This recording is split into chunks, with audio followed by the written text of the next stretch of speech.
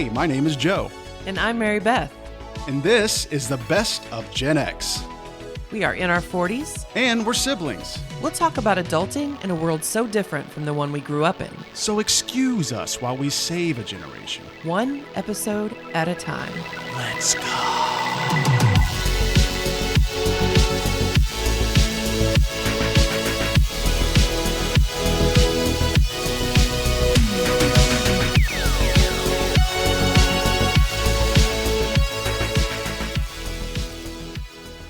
Hey, Andy.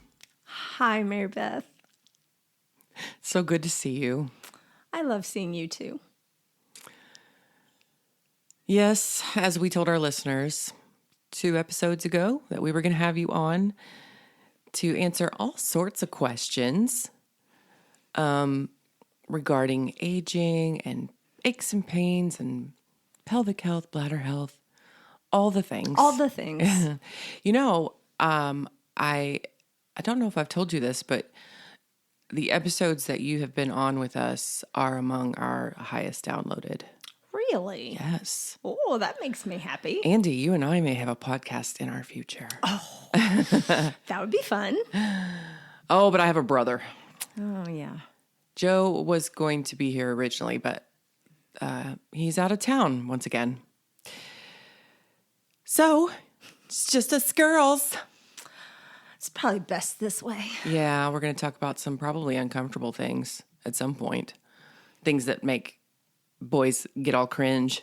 What have you been up to? What have I been up to? Kids are in the sports and all that kind of stuff. Lila's 4x4 team broke the school record. I saw that. Yeah. I saw that on Facebook, and I even commented because I remember, and I think we were at church, and she was just a toddler. Girl could run. Yeah, she's... Like, if you let go of her, she was gone. Yeah. And I thought, and she would run on her tiptoes. She was fast. I remember we had her in gymnastics when she was like 2, and they did this, like toward the end, they did this thing where they did like this relay race. And I remember when like 2 parents down, one of the parents, they're like looking at each other and they were like, that little girl is fast. So, I mean, she wasn't super happy with her freshman year in the sense that she runs like the 100 and the 200. And she didn't do as well as she felt she should have. But so like the end of the season, breaking the record definitely helped her, but she doesn't play volleyball. So during the fall season, she's going to focus on getting faster.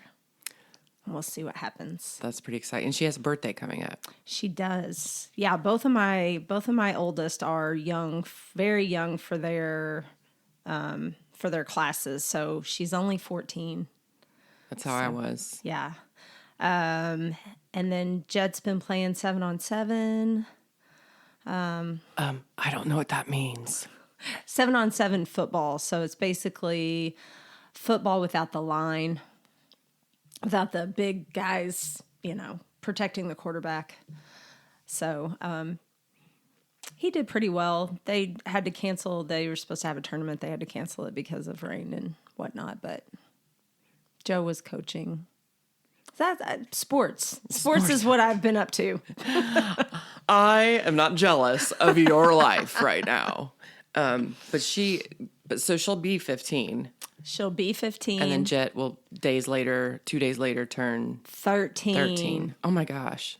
Yeah, and that's the other thing. Like Jet was playing on this 7-on-7 team, and he was playing against 14-year-olds. Oh, wow. Okay. And so there were a couple of times he got burned, and like you can hear the parents say, oh, yeah, he got burned. I'm like, he's 12. Yeah. What, like? Yeah, not the flex you think it is. Right. Okay. And then when Jet burns people, I'm like, he's 12. Oh, you'd be proud of me. I'm usually late on the birthdays. I don't know what my problem is. It's been a lifelong thing. And it's like, I will remember the day before someone's birthday and I'll go, oh, gotta reach out to them tomorrow or gotta send that card in or whatever. And I won't remember until 2 days after their birthday. Right. I've always done that. And guess what's on my kitchen table right now? Birthday cards. Birthday cards for your children. Yay! A whole week early. I'm so proud of myself. Lila actually is, and I don't know if we've talked about it before. Maybe we did when she was on the show, but she's a pretty talented artist. She is. And especially when it comes to fashion design. Yes. Lila is going to design my first figure skating competition outfit. You guys have talked about this. We have, because I already know what I want to skate to. And speaking of figure skating, that's kind of what I have had going on this weekend. I had my last lesson for about a month because they're taking the month of June pretty much off. The summer sessions don't start back up until like the last weekend of June. So let's remind everyone. I started at the beginning of January, and within 30 seconds of the first lesson, I got moved to group 2. Moved up. And I am ending this session at level 6, which is the highest level. So these sessions are adult learn to skate sessions, and they go from levels 1 to 6. So I'm finishing out this on level 6. So a level a month. Huh? So a level a month. Actually. I mean, pretty much faster, actually. Yeah. But the thing is, levels 4, 5, and 6 are kind of clumped together just because of the size of the classes. So we're able to do that because there aren't many of us in that group. And so, but the thing is, the level 4, 5, and 6 skills are so challenging that it's very common for people to retake. So I fully intended to do that anyway because I don't want to move on until I have perfected what I've learned. Mm-hmm. So like I'm doing the forward crossovers, the backward crossovers. I'm learning spins. I'm learning 3 turns, and so I'm close. I'm close to all the fun stuff. So tell me about this recital. Well, that's something like that Is that the right word, recital? It would be a competition. Competition. And if I did like a recital type thing where I'm not competing, it would be called a showcase. A showcase, okay. In the figure skating world. But that's, I wouldn't be ready for something like that for probably another year at least. But it's just one of those goals that you have set. Like another goal of mine, whether I ever compete or not. And I kind of tongue-in-cheek talk about competition because I mean, if I did have a chance to do that and I felt good about it, I would do it in a heartbeat. But I just kind of laugh. But my other goal, more realistically, more important than competition, I want to, before my body tells me skating is that I'm done, I want to be able to do a single jump of all the jumps. Just a single. Yeah. I want to be able to do decent spins. Yeah. But definitely a single of every jump. Even the axle. I think you can do it. It reminds me of the end of Pretty Woman. Do you have a goal? That is mine. It's like, Kit, do you have a goal? But so after the group lesson, I have a private lesson, and my private coach asked me, and a lot of these coaches are ice dancers, and that's what she is. And she asked me what I wanted to do, because we're talking about where you go from here, adults in my age and group, and I told her about wanting to do jumps, and because she goes, do you want to do jumps and spins, or have you ever thought of ice dancing?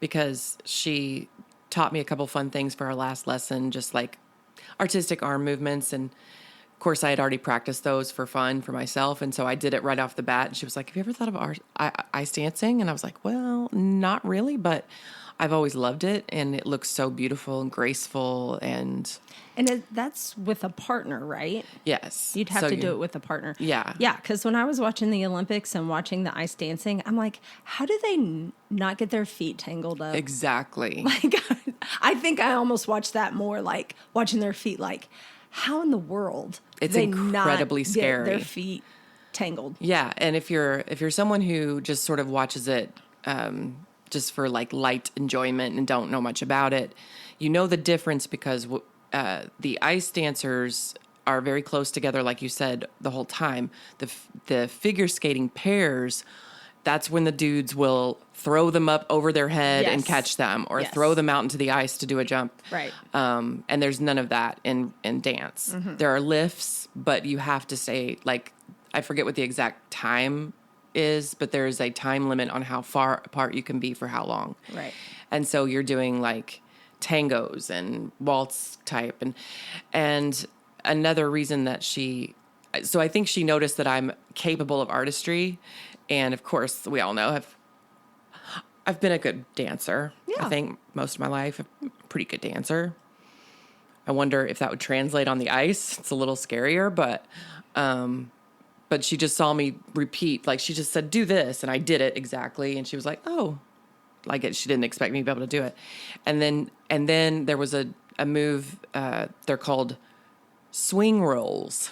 Mm-hmm. Not spring rolls, but swing rolls. And Not sweet rolls. But. And it's a new skill that I learned a couple weeks back, and I just love them. They come kind of naturally to me, and it's basically just on a deep edge, on a deep outer edge, and it's really fun and flowy but she was helping me figure out what to do with my other legs. I was twisting my body too much, and I couldn't figure out what I was doing wrong.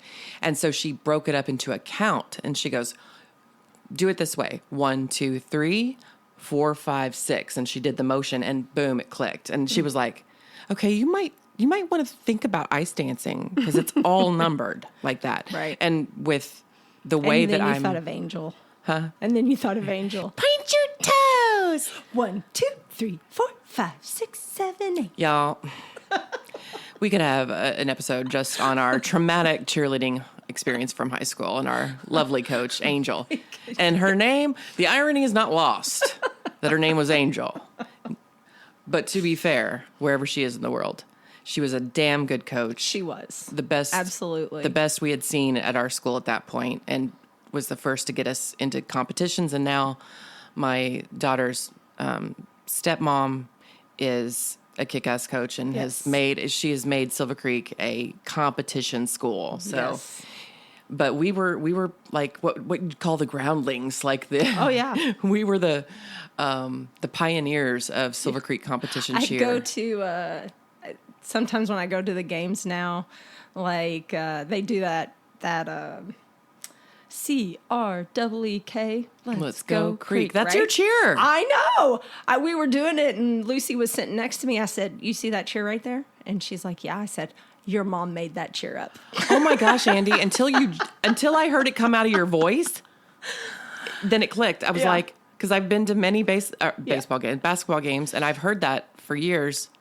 I completely forgot until sensory memory. I heard Andy's voice say the cheer, and I realized, oh my God, that's your cheer. Yeah, I remember when you made that up. And then they were also doing the cartwheel back tuck. You were the first one to do that. No, I think Katie might have been the first one to do it, but that was I loved those. Wait, cartwheel back tuck was my favorite. KDW? Yeah.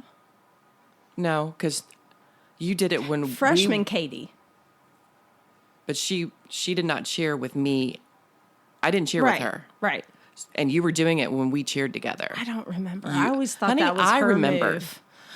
I remember watching you do it. I loved them. They were my favorite. Yeah. Just like a standing cartwheel, like no run. Yeah. Just a standing cartwheel back tuck. Yeah. I watched you get that. Yeah, I don't when we cheered remember. together. So Well, I'm it's gonna say too it was far. you. I'll Okay. say it was you. I just know that cheer was mine. So Oh, memories. anyway, yeah, we started it. We did. But yes, Well, Jen anyway. has definitely kept it very strong. Oh, it's another level. Yeah, It's another level. absolutely. But yeah, she thought the counting was a sign of something, and I think not to make autism my whole entire personality now, but it kind of is. What is I'm trying to be Joe at this I point. know she's standing in for Joe today, so she's over there rolling her eyes, calling bullshit that I don't have autism. Feels like he's home, Andy. Thanks for that.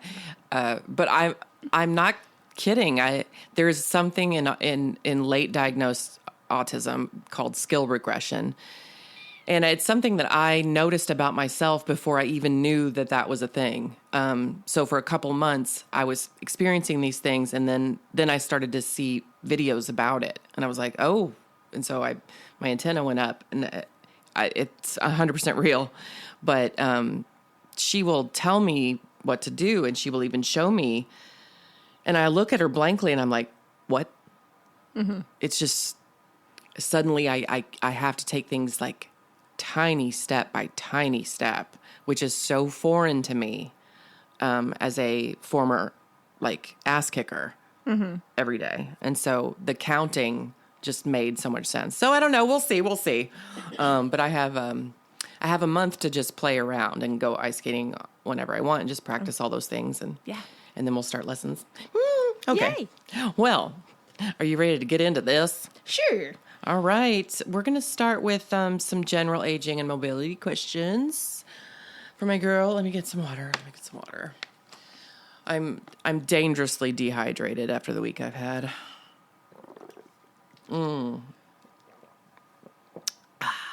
Usually I have a mixed drink. Body can't take it today. Okay, so question 1. At what point is pain not just, quote, getting older anymore? Like, how do you know when something actually needs your attention? I think on for me it's intensity. You know, like I have some patients that, you know, they're like, my pain's a 2. I'm like, go home. Like, Yeah. I mean, I can't say that, but sometimes I want to say that. I would say anything over a 5 out of 10 that's consistent, that you know, gets worse with a certain activity, or Starts to interfere. yeah, I mean, if it is keeping you from doing things that you want to do, or it makes you, like, you used to be able to run, you know, 2 miles and now you can't even run 2 minutes. Like, yeah, you should probably get that checked out. But if you're getting up in the morning and you're stiff and it kind of hurts, and then as you move, it gets better, I don't want to see you for that, you know? Yeah. If you can do all of the things that you want to do now, I think obviously as we get older, we're not going to be able to do the things we used to do, especially if we haven't continued to do them, right? Like, I'm not going to stand here and do a cartwheel back tuck. Do I feel like in my head, do I think I could totally do that right now? Like, there are days when I think I could do it, but I would never in a million years try. Yeah. Because I haven't done it in years. Right. But if you've done a cartwheel back tuck every day since you were 18, then you should be able to do it. Yeah. You know? So yeah, I think if it's affecting your life, if it's affecting your workouts, if the pain is more than a 5, you should probably get it checked out. This makes me wonder about something. And did I imagine it? No, I don't think so. But unless you fall in the middle of the night. Yeah, sleepwalking. Jeez. and you know it's going to get better. Like, I think you give an injury something that, you know, like, okay, I know what I did. Yes. I fell down. tissue healing is anywhere from 2 weeks to 8 weeks, depending on what tissue we're trying to That regenerate, happened. refix, whatever. If it's still hurting after normal tissue healing, then you should get it checked out. But you don't need to run to the doctor or the physical therapist, With every ache and with pain. everything. Yeah. Speaking of my sleepwalking injury, that happened the night that IU won. Yes. Okay. In January, I've been very patient and I've been working very hard. Yes. I have not pushed it beyond its limit as far as my knowledge will allow me to do the right things. And I've just been very patient. There's still a little pain when I press on it. But you'd be very proud of me because, I've been working hard since January and because of figure skating, because I've lost all this weight, but I lost all that muscle. And so I'm trying to become strong as best I can. Mm-hmm. And I think that injury, it really scared me, into working even harder, honestly, because I thought I'm too young to be taken out. And that was bad. It was a bad fall. And but you'd be very proud to know that the last time I think I saw you, I extended my leg and I did I don't know, where you squeeze your quad and there was no muscle there. Yeah. Even though I'd been working out for a few months, there's muscle there now. Yay. So excited. Yeah. I'm proud of myself. But anyway, what I was going to say is that what you were just saying makes me remember. I know I've heard it before. I've heard doctors say, if you say, "Oh, doc, my shoulder really hurts when I do this," and then the doctor says, "Well, then don't do that." Right. Is that a thing? And is that sound advice? Because I think it depends on if you're as a patient, if you're looking for the pain. Okay, but as a patient, my response would be, well, what if I don't want to live the next 30 years with shoulder pain if I don't have to? That's so lame to me. I think it depends. Again, I think it depends on the motion that you're doing. If it's a motion that you need to do every day, then yes, get that checked out. But if you're if you got to go and find it and you're if you have to sort of twist and turn to make it happen. When I fold myself up like origami, it hurts. I'm guess what? That's fair. You probably shouldn't do that. That's fair. I get it. Yeah, I think if it's a motion that you need to be able to do for home, work, whatever, then yes, get it checked out. If it's something that you have to go hunting for, if you have to twist yourself into a pretzel to do it. Yeah, okay. That's probably. All right, well, here's a good one. Why do we suddenly injure ourselves doing completely normal things like sneezing or sleeping weird or stepping off curbs or our listener friend Amy putting on your Crocs? Well, some of them are just freak accidents. I don't know, you didn't sleep well enough the night before. Some of it, a lot of times when we hurt ourselves as far as getting a tendonitis or something like that, we are doing too much too soon. So, for example, you haven't done anything all winter long, and then it's time to mow the grass or do yard work, right? And you do yard work for that first time, and that is, depending on what you do, could be too much too soon. Okay. So your tendons are not ready for everything you just threw at it. Now, if you had been lifting weights the whole time and then you went and did yard work, you might be a little sore the next day because it's something your body's not used to. It's like a new activity. But if you've been sitting on the couch all winter long and then you do it, you could injure yourself, create a tendonitis too much too soon. And then there's, I just lost my train of thought. But it's the opposite, not too much too soon, but, I don't know. Well, I'm thinking getting up from a chair after sitting for too long? Like, are those the things we just have to deal with? I mean, some things we're just going to have to expect pain. Yeah. Well, in the sense of back pain, when Or like hips, like, do you waddle when you get up and you've been sitting for 15 minutes? Because I've been working out and I skate and I still do that.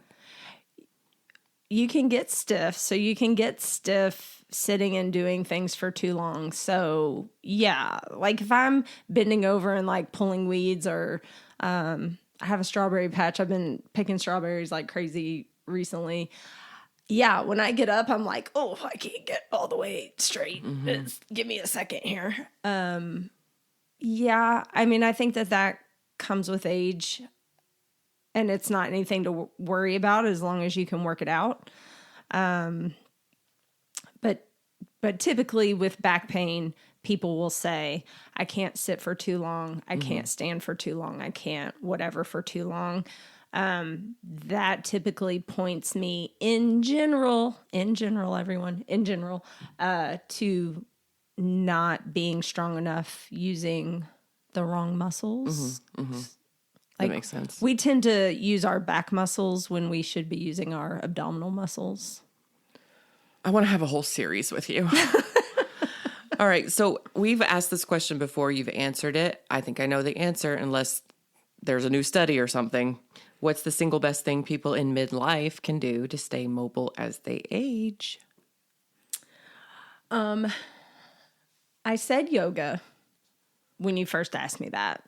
And I still agree with that. But we also have... I do too. Can I just say... Yes, please. I have incorporated yoga stretches into my workout, and it has helped. Like if I'm doing a spiral, which sounds like I'm spinning, but if it's actually have you heard of a camel spin where their legs out to the side completely? Oh, yeah. Okay. When they're doing that, just going straight forward and their legs up in the air, that's called a spiral. Kind of like an Airbus. Yes, exactly. Okay. Exactly.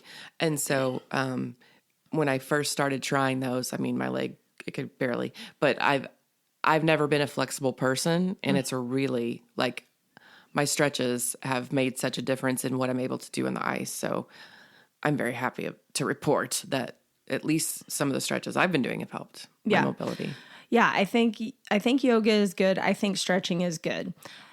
If you find that you're doing those things and you're still feeling stiff and not mobile, then you probably need to be stronger because strength is a big deal.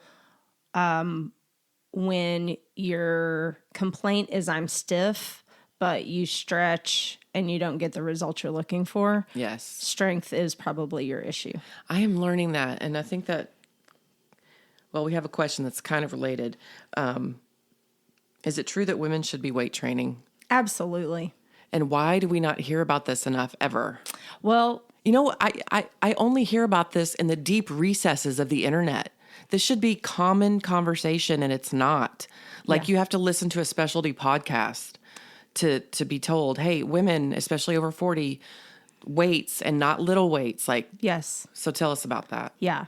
Actually, it kind of goes with one of the other questions that is further down, but yeah, you should be lifting weights. And toning.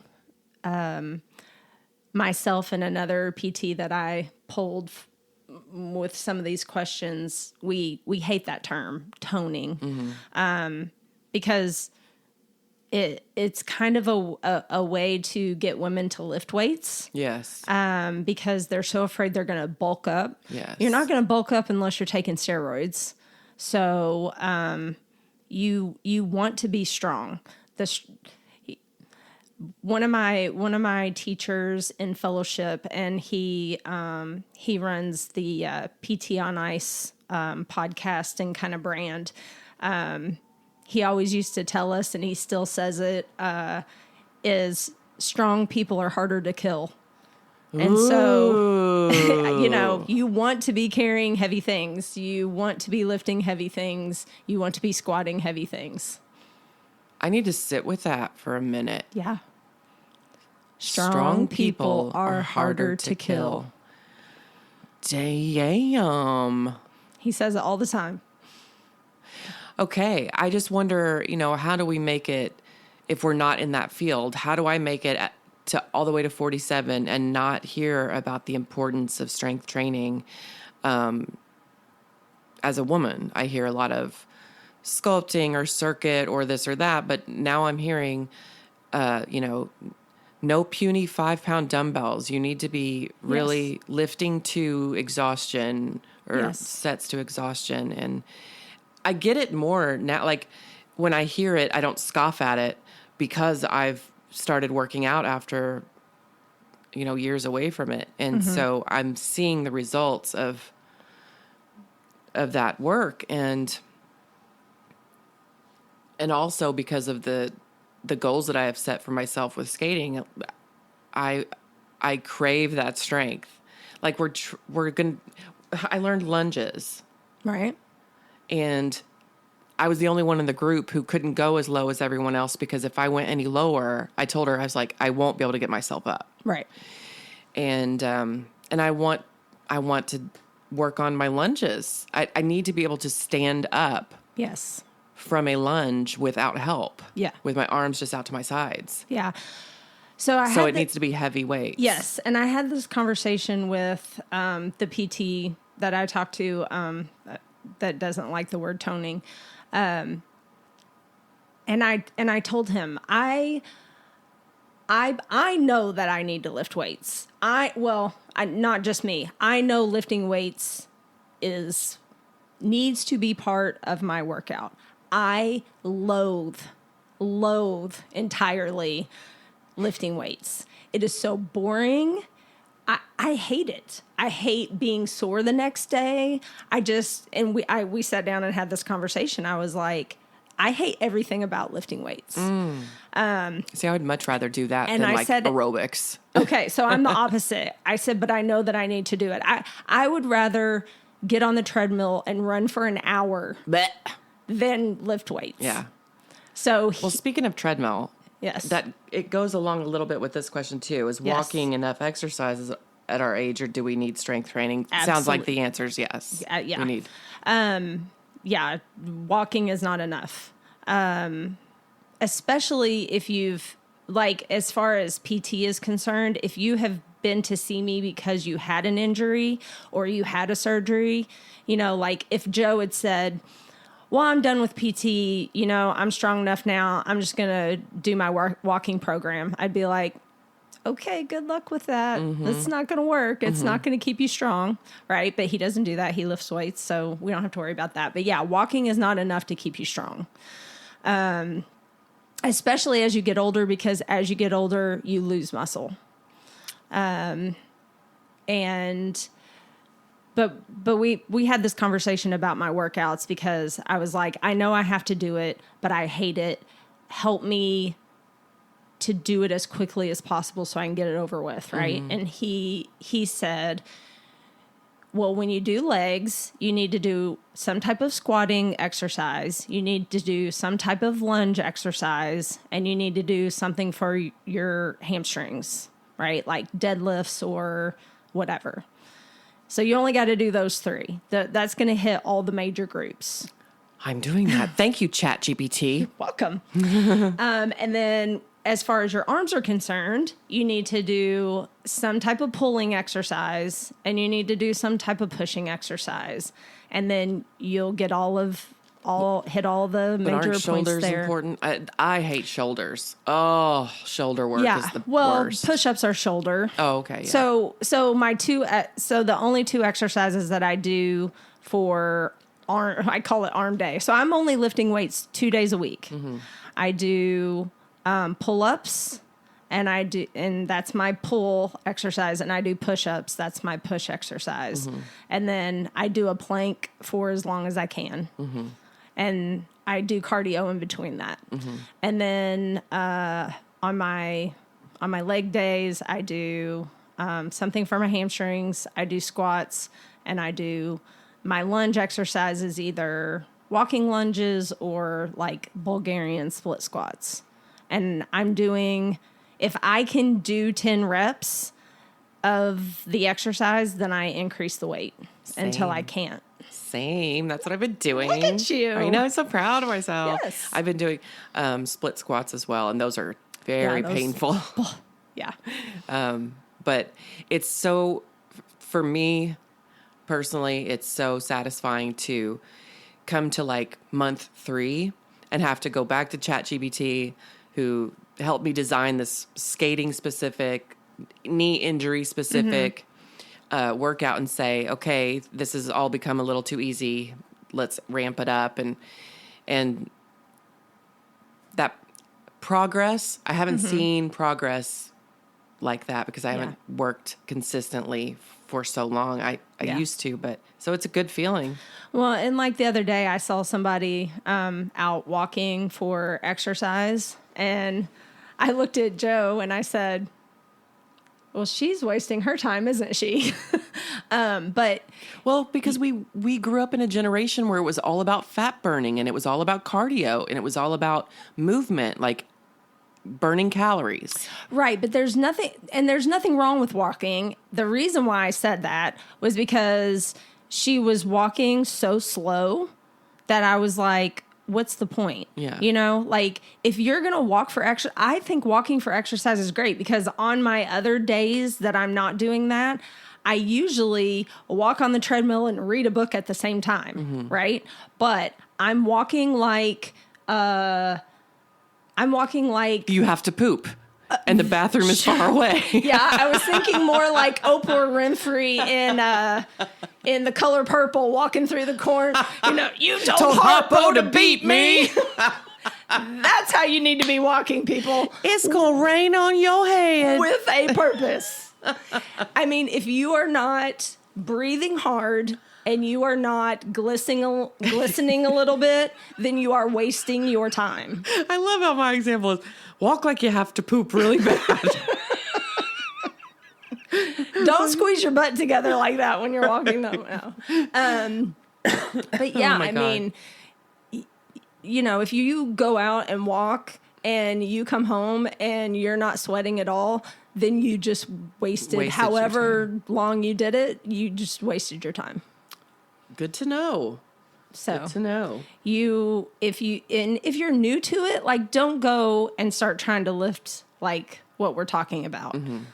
And well, you could. I mean, maybe you only get like 2 reps, but Or maybe you start with regular squats and then you add weight later. Yes, like don't, and that's the too much too soon. Like, don't go and try to max lift, because you are going to hurt yourself. Yeah.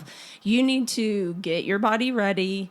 You know, if you want to start running, like there's a couch to 5K, like ramp up. yeah. You know, you can Google couch to 5K. You know, don't just like get off the couch and say, oh, I'm going to run 5 miles. I'm going to go run. Like, you are going to hurt yourself. Okay, good. That's good advice. Now for some pelvic bladder health bathroom topics. We had a whole episode on it. Right? So we may be repeating ourselves a little bit, but how often should a healthy person actually pee during the day? And how do you know if your bladder habits are a little off? I mean, you should be able to hold your pee for at least 3 hours, right? So if you're going every 3 to 4 hours, that is pretty normal. Again, peeing is like Goldilocks. You don't want to do it too little. You don't want to do it too much. You want to do it just right. So we typically, when we put people on bladder programs, we have them start out at like every 2 hours. So if you're going every 2 hours, that's probably okay. More than every 2 hours is probably something like you've drank coffee, you've had something that bothers your bladder, or or you're going just in case, or you're jicking, and we don't want to jick. But if you're not going enough, you can start to get leakage because you have stretched your bladder out so much that you are not getting the signal over for long periods. So truck drivers, for example, as they get older or as they get longer in the profession, they're holding their bladders for so long to try to get their job done. Right. That they have leakage later in life because their brain doesn't tell them when they're full because they've stretched their bladder out to beyond capacity. Ooh. Yeah. So you don't want to hold it too much. Right. And you don't want to go too often, somewhere in the middle. Why do so many people think leaking urine is just a normal part of aging? Because doctors, because they've been told that it's normal for so long. Mm-hmm. Yeah. But we know better now because we've talked about this. There's no amount of leaking is normal. It's common, but it's not normal. What are some sneaky signs of pelvic floor dysfunction people don't realize are related? Back pain, hip pain,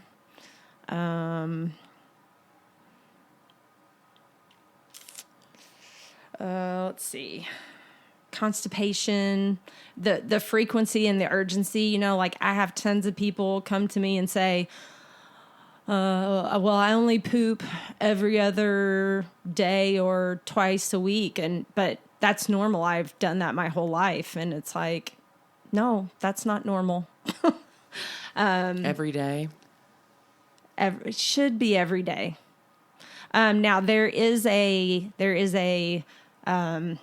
list, and I think we went over it last time. There's a Rome 5. It's called Rome 5. And it's all of the constipation signs and, Oh, yeah. If you only go, if you don't go so much, or you have to strain, or you have to, it's really hard, and rabbit turds, and you know what I mean? All of those things are signs, and you have to have 2 of them. Now I had a lady that came, and she was like, I only go 3 times a week, but when I go, it comes out just fine, and it's the right consistency on the Bristol stool scale. And, the only symptom that she had on that list was that she only goes 3 times a week. So technically she's not constipated because she only has one of them. Yeah. She didn't, you have to have at least 2. So, I think straining is a big one. If you are straining to poop, you have an issue. But the leaking urine, that's not normal. It's not normal. Common, not normal. So would that be a sign? So that's a sign of pelvic floor dysfunction, constipation, correct. Back pain, hip pain. Yeah, lower abdominal pain. Yeah. A lot of times, this will be nice and graphic. A lot of times when I'm doing internal exams on women, I can feel stool in their rectum. Really? Yeah, because the rectum's right there. Remember we talked about cystocele and rectocele, right? The rectum is basically on the backside of the vaginal canal, right? Yeah. So, don't I know it? So I can, if I am examining them internally, I can feel it. I feel like I'm going over it feels like a huge log. Yeah. I feel like I'm going over a huge log. And I'll ask them, before we started, because sometimes when there's a digit in there, then they do feel like they have to poop because there's pushing on it. Yeah. I'm like, before we started, did you feel like you had to go to the bathroom? And they're like, no, I don't feel like I have to poop at all. And I'm like, but you do, because it's right there. So sometimes you need to don't go by, I feel like it's right there. You need to go by other symptoms like I'm having increased gas or I'm having some lower abdominal, not pain, but like lower abdominal discomfort. Or cramping or... Yeah. Like those are early signs that you need to poop. And so if you're having those type symptoms, but you don't feel like there's anything there, there's probably something there. Gotcha. Because that's the same as like holding your bladder too long. Like you have held your bowels for so long because you didn't want to poop in public or you didn't want to. Everybody's got their thing. Right. So, and I think women definitely, and I used to do it, but like if you had to poop and you weren't at home, you weren't going to go and you waited. That stretches your rectum out. And then when there is something sitting in there, you can't feel it because it's stretched out. So you need to start going when you get signs and symptoms, increased gas, lower abdominal discomfort. I would go and try. I would sit and try to go to the bathroom if you're having that. And if you're having trouble, lift your feet and make the sound. All right, that's a perfect time to take a break. When we come back, more questions for Andi and some hot takes, etc.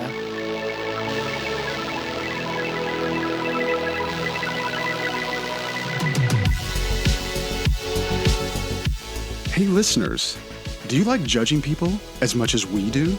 Then judge us. To submit your criticisms and complaints about our show, you can reach us at gotohell@bazinga.biz. For all other comments, questions, or suggestions about future episodes, drop us a line. Send us a text from our website at thebestofgenx.buzzsprout.com and click on the link just above the show notes. Or email us at thebestofgenx@gmail.com.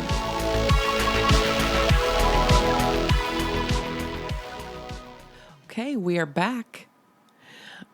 Still holding strong, 85 countries. Our numbers are continuing to climb. So I guess we'll get right into... Hot Takes! Andi, I'm going to let you go first since you're guest host. Okay. Well, I'm not a very controversial person, so... No, you're not. I am doing a twist on a hot take. So we were on our way to an event yesterday, and we gave the children a crash course in Pearl Jam. Love Pearl Jam. So what do you think the most famous or most well-known Pearl Jam song was? Joe and I could not agree. What do you think? I mean, I would say mainstream, and probably only because of the content, the nature of the video. I'm going to say Jeremy was widely talked about because of the violence. That's what Joe said. But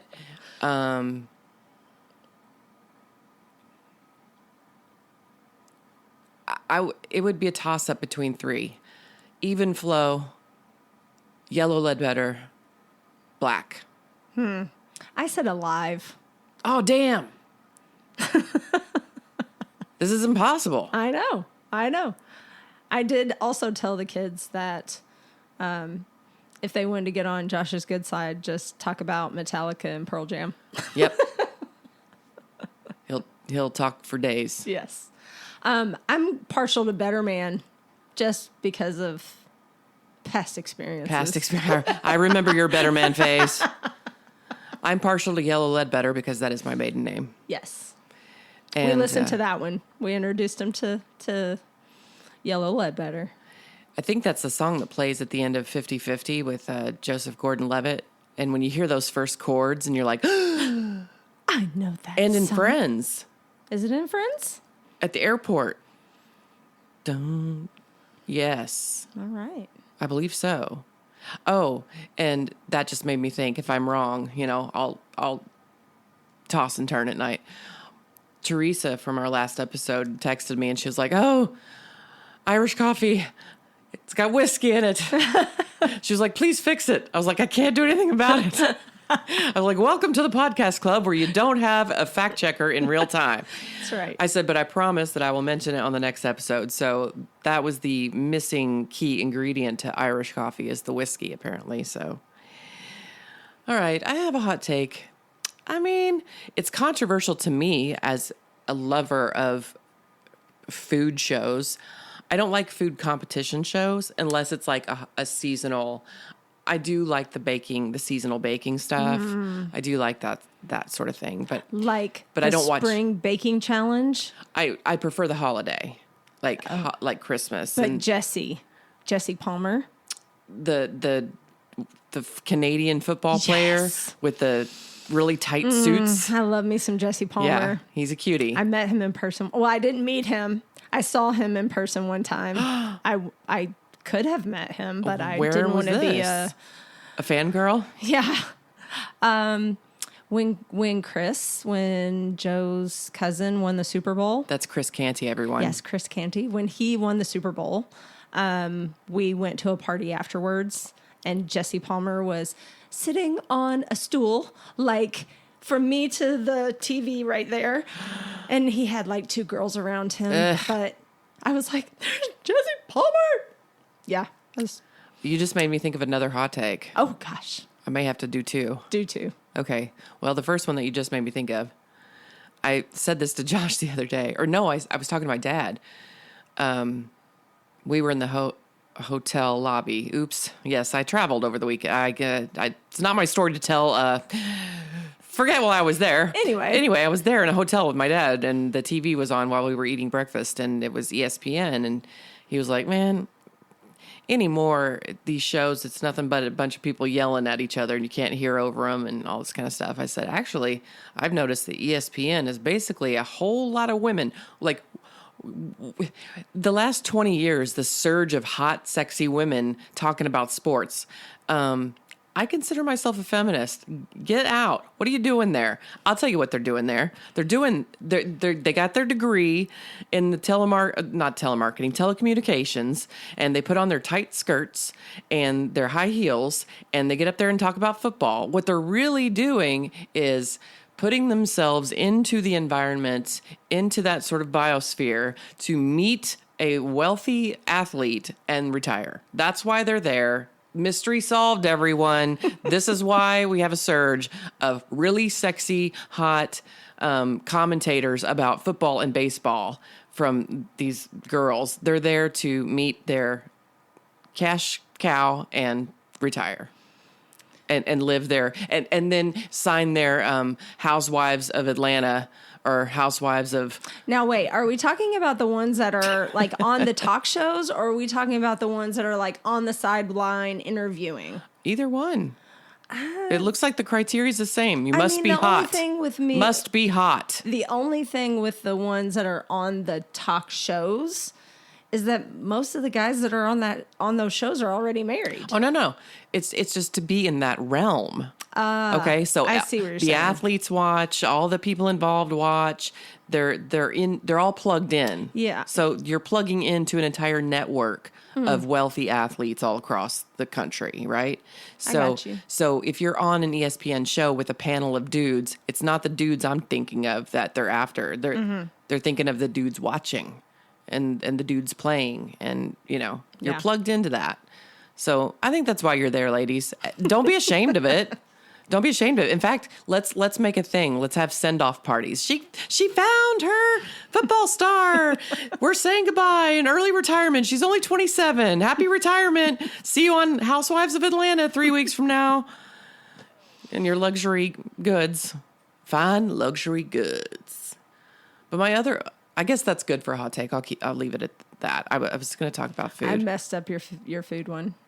Well, I'll go ahead and give it. It's much less controversial than the one I just spouted off. But I've watched cooking shows since cooking shows became a thing, and we all got cable. And I hear the same thing over and over for decades with every recipe. I mean, you'll hear it at least once, if not multiple times per half-hour show.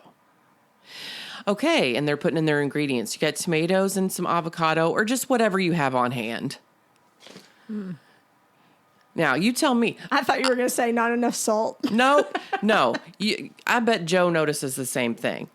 No. This is a specific recipe. It's not whatever you have on hand. Say what you mean. Right. Like, you can use apples, but you could use... No, if you change it, it's going to change the dynamic, the texture, the crunch, the softness. It's going to change the flavor. It's going to change the acidity. Don't quit saying that. Yeah. I think they just say it to fill the emptiness. Yeah, Joe would totally be on board with you there. Okay. He's trained. It probably gets under his skin. It gets under mine, and I'm not a trained chef, but it bothers me. And every single one of them says it. Mm-hmm. Like, here's what we're going to mix. We're going to make our own tartar. You can use this. And I like to use these fresh herbs, but you can use whatever you have on hand. Nope. You can use this ingredient or whatever else you have in your pantry. Nope. No. I got a lot of shit in my pantry. Right. Are you saying I could throw some Cheetos in there? I hate that. Yeah. I like accuracy. Yes. I mean, at least tell me this. Like, you could switch out the mangoes for oranges, but it is going to change this about it. Right. And they don't do that. Whatever you have on hand. Now you'll hear it. And now all of you will hear it every time you watch a cooking show, and it'll ruin you forever. And you'll go, damn it. Damn you, Mary Beth. But you'll notice when it's being said and the context, and it'll make you mad. Yeah. Because it's like, no, you're making a pretty specific thing here with a pretty specific vibe. Yeah. And, yeah. It's like saying you could use Ritz crackers or saltines. No, totally not different. the same. Not the same. You've got the dry, salty, saltine, flavorless, and you've got the buttery, rich. Yeah, totally different. Totally different. Makes me mad. Okay, moving on. Let's talk about men's health. Okay.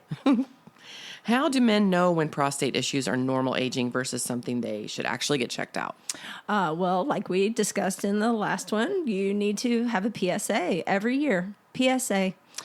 Your prostate is going to get larger as you get older. Doesn't mean there's anything wrong with it. You can have a enlarged prostate and not have cancer, but it is going to make it more difficult for you to pee. So you probably do need to get some medication. There's a medication called Flomax that helps you helps you pee when your prostate is enlarged.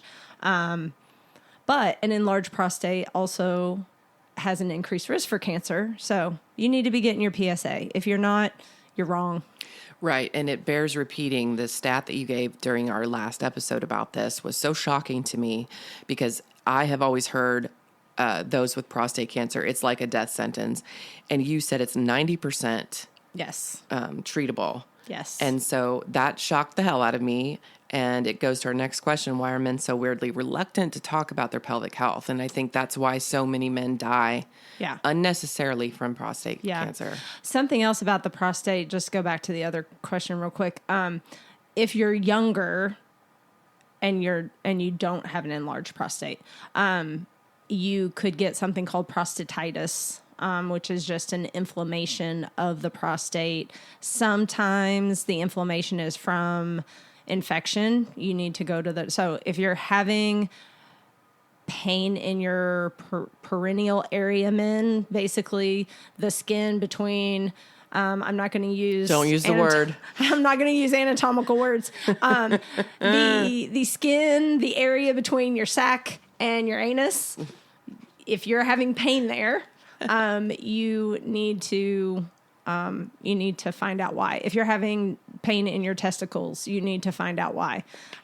There is a back. Your back can refer pain to your testicle, but you need to know that there's not something wrong with it. Right.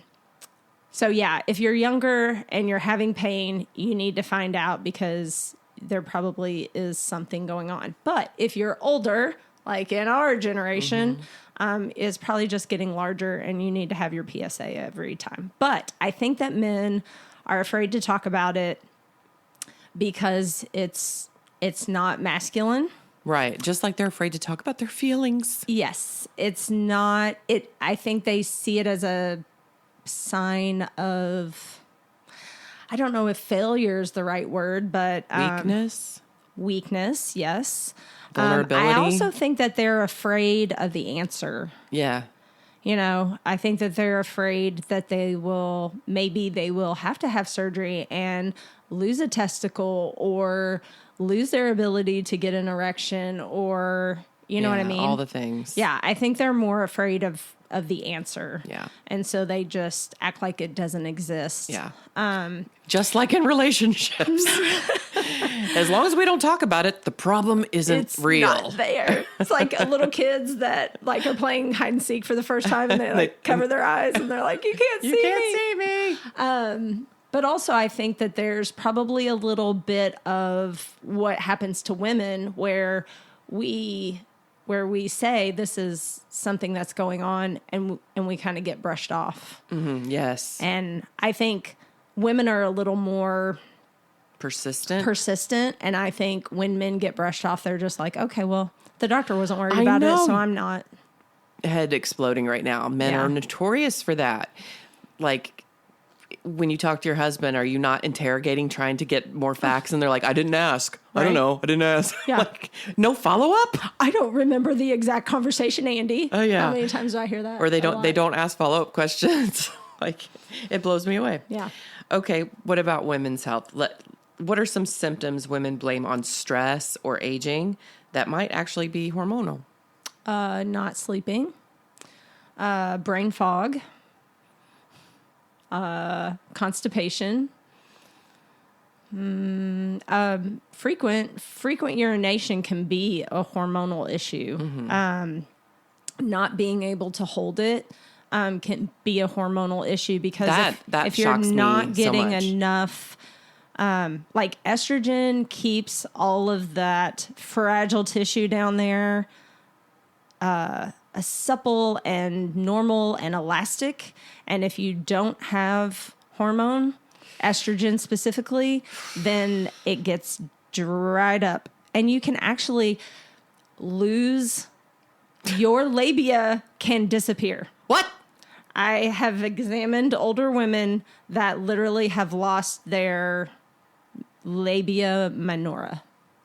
Okay. Because they do not have I'm going to need you to explain more vividly. All right. So we typically call them lips. Yes. Okay. You have your outer ones, the ones that have hair on them. Yes. And then you have your inner ones.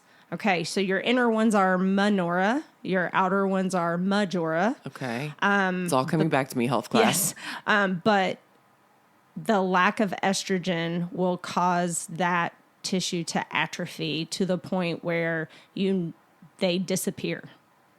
You no longer have those inner ones. Okay.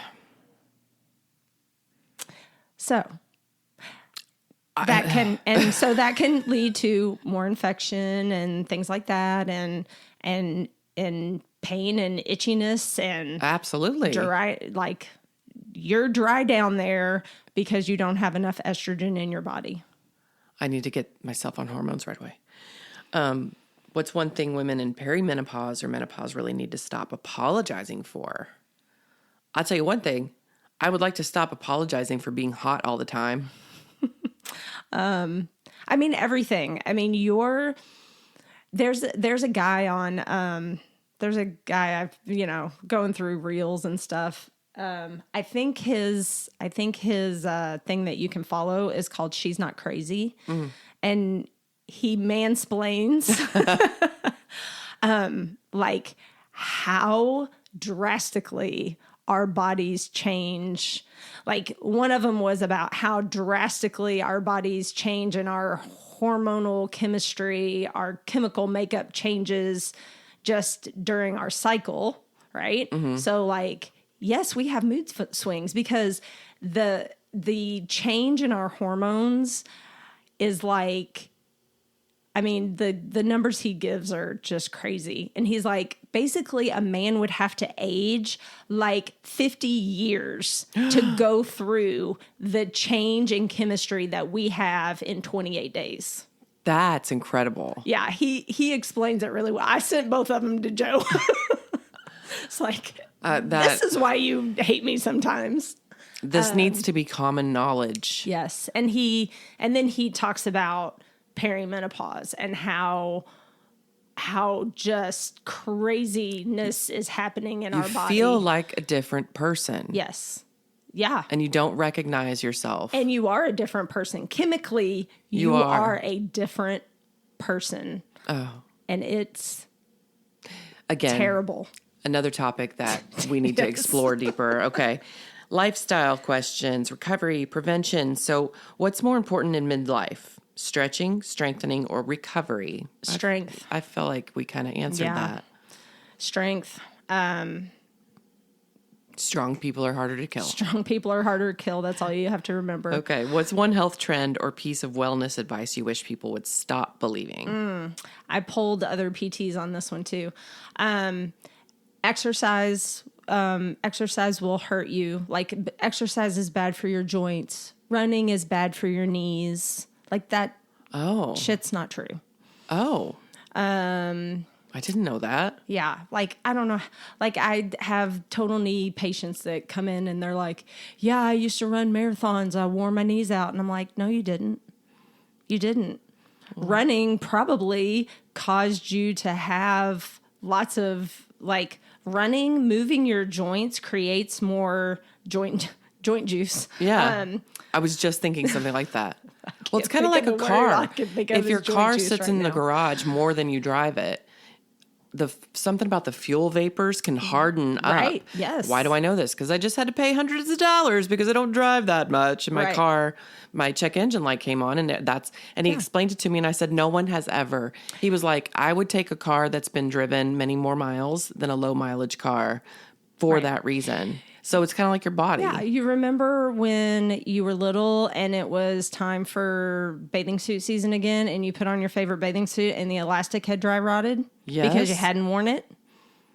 Yes. Okay. I didn't know it's because we hadn't worn it. I thought it was because of the sun, the chlorine. Right, but during the summer, it didn't dry rot. It dry rotted while you were letting it sit and do nothing.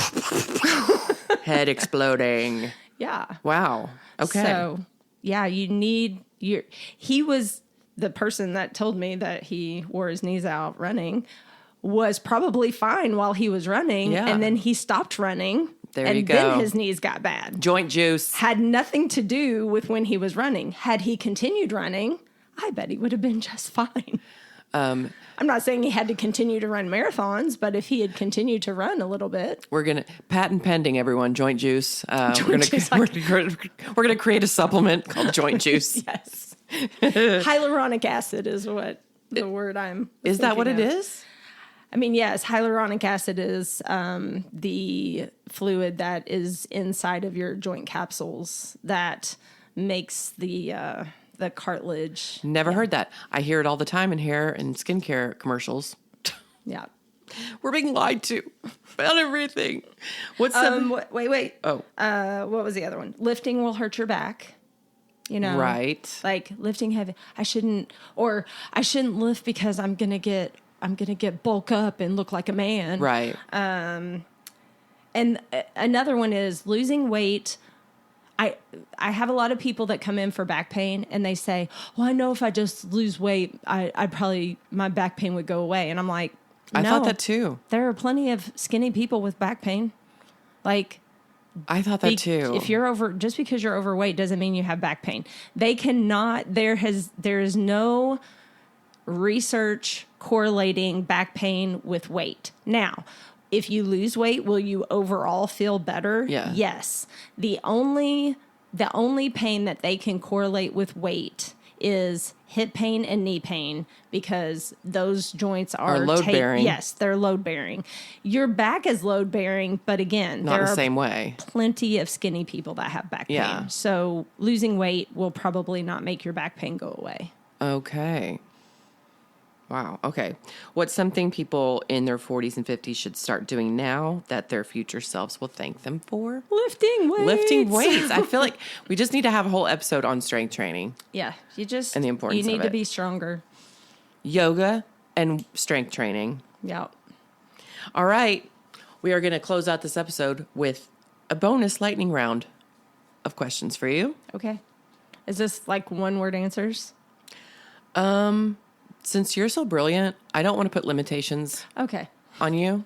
So Thank you. I would like your expertise no matter how long the sentence is. Here we go. Okay. Best mattress type. Overrated or life-changing? Overrated. You think so? Yes, I think. I know. This is personal. This is a personal antidote, I suppose. Not research, but our mattress is like 20 years old. Probably over 20 years old. Mm-hmm. I love that mattress. Love it. In fact, I know we probably need a new one, but I'm afraid to get a new one because I'm afraid I'm going to hate it. Mm-hmm. And I love this one so much. Mm-hmm. But I did injure my back one time. Lifting weights. That's funny. But it took a while for it to, get back to the way it was. But during that time when my back was hurt, hated that mattress. I would get out of the bed and go and sleep on the couch. But as soon as my back pain was gone, I love the mattress again. So, yeah. Okay, so it's not as life-altering as the commercials make it sound. I don't think so. Because we recently, I guess about a year ago, we got a new mattress, and it was a scary process because I was so overwhelmed with all of the options and not knowing which one was best for my body. Right. Okay. Yeah. Is cracking your knuckles actually bad? If you ask a Gen Xer, they'll say, well, that's what they told us. No. But I think that if you are popping things repeatedly because you feel stiff, so if you're repeatedly popping your neck, if you're repeatedly popping your back because they feel stiff, it's probably because they're weak. Oh. Yeah. So I had this guy, he came in for something completely different. And I'm seeing him for an hour. Probably within an hour, he popped his neck 10 times. I was like, dude, why? Why do you keep popping your neck? And he's like, well, I think it's just become habit, but I do it because my neck's stiff. And I'm like, let me see. And so he looked up and his head looked like a can opener. I was like, your neck's not stiff. He looked at, he looked like an owl. Mm-hmm. He turned his head as far as I've ever seen someone turn their head. Mm-hmm. I'm like, dude, you're not stiff. You need strength. And so I challenged him. I said, promise me you will not pop your neck until, I gave him a time frame. And I said, I want you to do these exercises instead. And they were all to make his neck stronger. And we got to the end and he was like, I haven't had to pop my neck or felt like I needed to pop my neck in, days. Wow. So if you find yourself popping things a lot, it's probably because that area is weak. Not stiff. Good to know. What's the weirdest thing people ask a pelvic health PT? Well, I don't think that any of the questions are weird. I also don't think that anything that we talk about is weird. Right. It is what it is. And if it's Stigma, bothering you, be gone. Yes. If it's bothering you, then you need to tell somebody about it. Okay. That's fair. Don't be afraid. Nothing that you have to tell a pelvic floor therapist is going to be weird to them. They've probably heard it all. Okay. Yeah. Most common, I thought this was normal issue you hear. Leaking, constipation. Mm-hmm.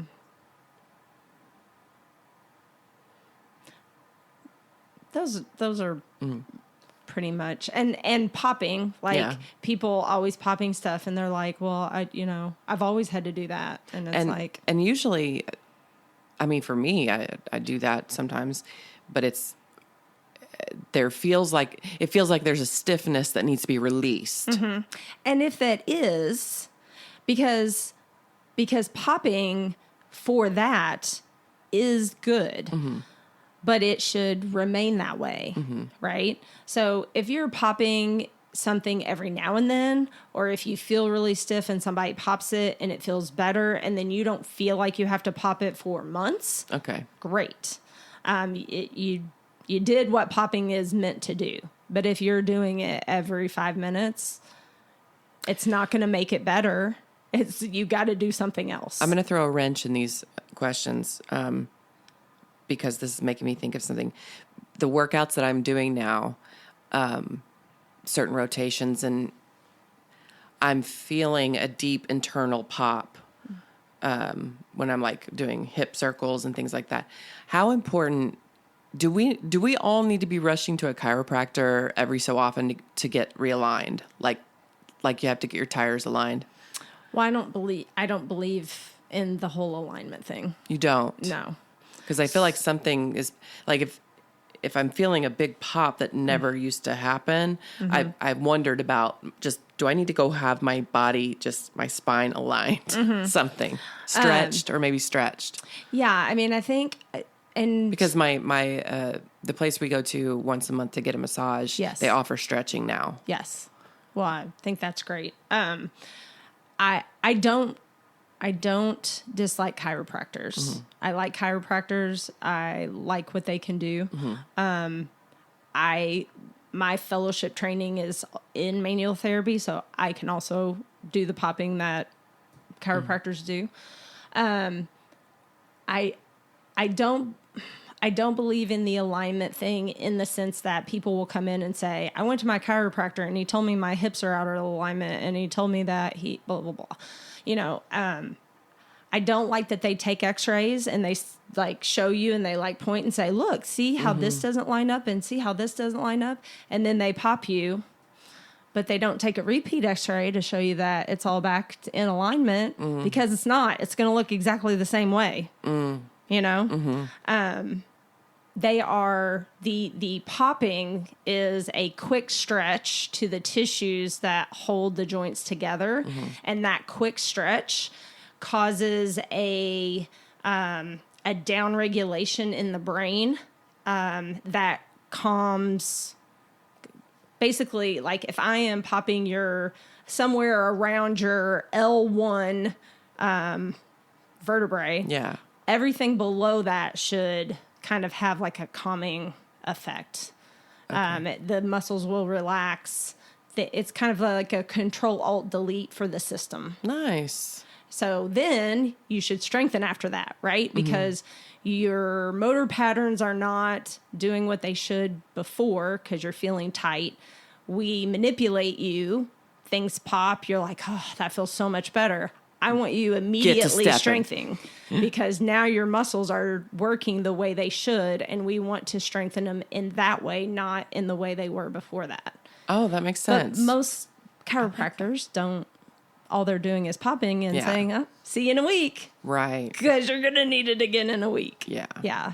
That's the part of chiropractic care that I don't love. The other one is, you know, some chiropractors will say that they can like cure colic and they can cure gastro stuff. And, you know, maybe the gastro stuff because they can, you know, like relax things. And so you may feel better.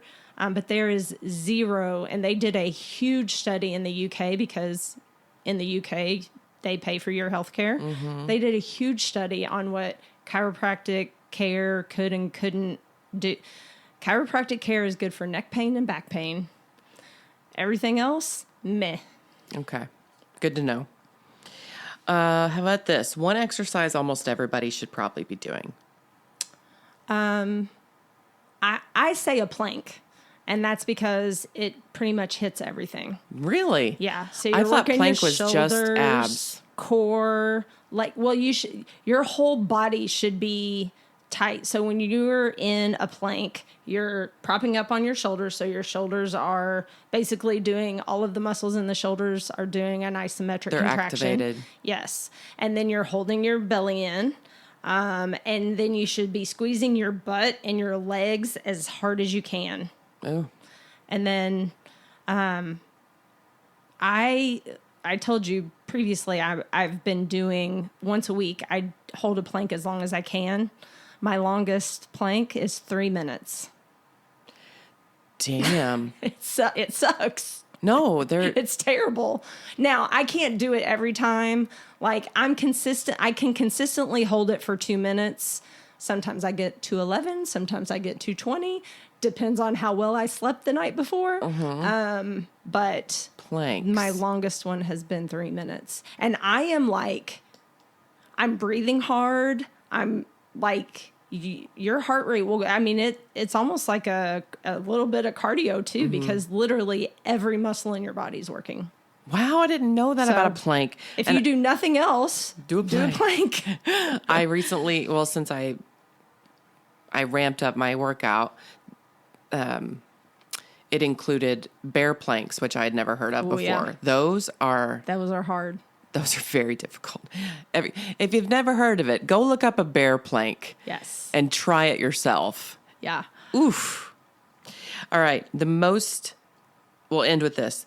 The most unnecessary fitness gadget people waste money on. Oh. I'm going to guess. I mean, like the Thigh Master back in the day. You remember the Thigh Master, that blue thing? Suzanne Summers, yes. baby. Yeah. But I see one now. Anything that is only working one part of your body, like the Thigh Master, you're working your inner thighs, and that's pretty much all you're working. But what did you see recently? Well, I was going to say the commercials now where the people are sitting at a desk and they're all white-haired people, but it's this little stair step thing that, yeah. And so they're sitting on the couch and they're watching TV and their feet are just going up and down, but it looks like the machine is working for them. Right.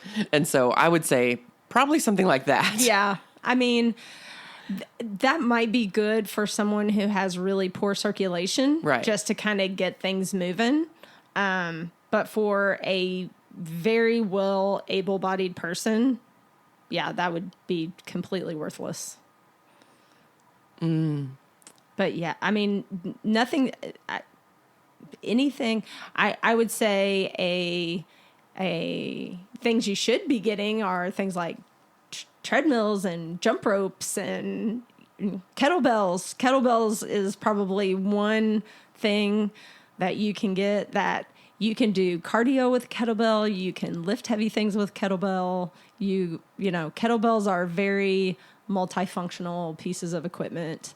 So yeah, I've been doing some split squats and like Romanian deadlifts and all those things with it. Are you doing single leg Romanian deadlifts? Yes. Yes. Those are hard. Yeah. And it's hard on the knee, but I'm not.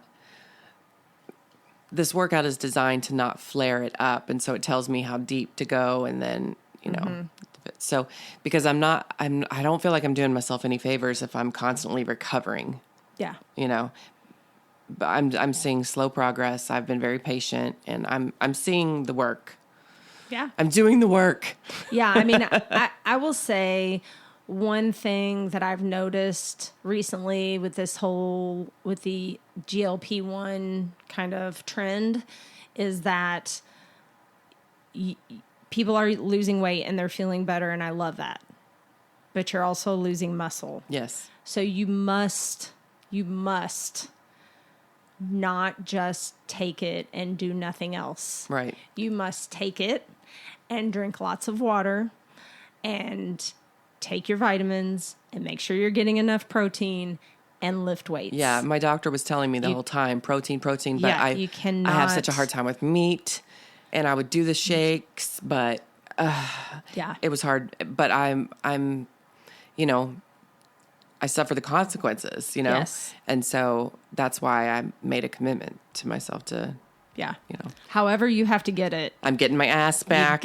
You can't just take that and think that it's going to make your life better. Right. Yeah. You're going to deflate. Yes. Like a balloon. Yes. I promise. Yes. Well, this has been, as always, such an enlightening and eye-opening experience. I feel like I've learned so much, like I always do when you're on the show. You know, knowledge is power. Knowledge is power. I really appreciate it. Strong people are harder to kill.